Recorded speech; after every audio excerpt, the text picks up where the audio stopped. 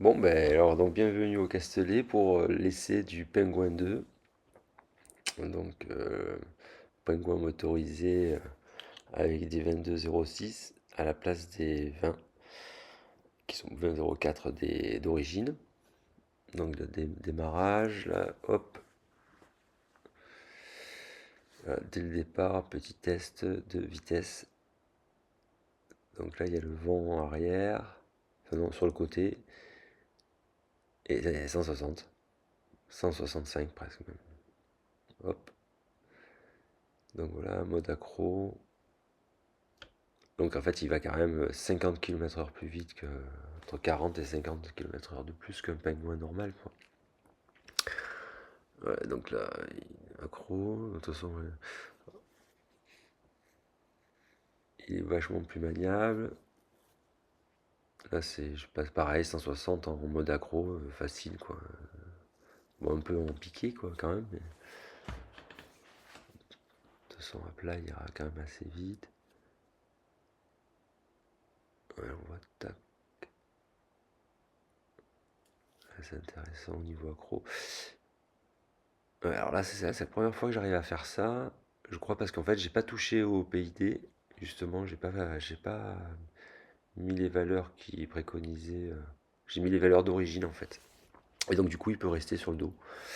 Que sur l'autre pingouin, j'ai voulu toucher et du coup, il tient pas sur le dos. Donc là, voilà, accro, tac tac. Voilà, c'est bien. Bon, après, voilà, il permet de voler quand même à 40%, à quasiment entre 50 et 60 km/h. Même là, même moins de 30%, encore à 40. Donc, bon, il est assez chargé, puisqu'il a la caméra au 3, plus là, il a quand même une 3000 mAh en 4S, en ion. Voilà, hop, ça y est. Donc, vachement plus agile. Donc là, c'est vrai que j'ai fait un peu le foufou. Donc, ouais, 40%, il est maniable quand même. Donc je connais pas le terrain en fait, hein. Du coup, comme je connais pas, j'ai voulu faire le mariole et puis bing, voilà. Là, j'ai tapé sur les branches. Donc perte de signal, il s'est mis par chance en RTH.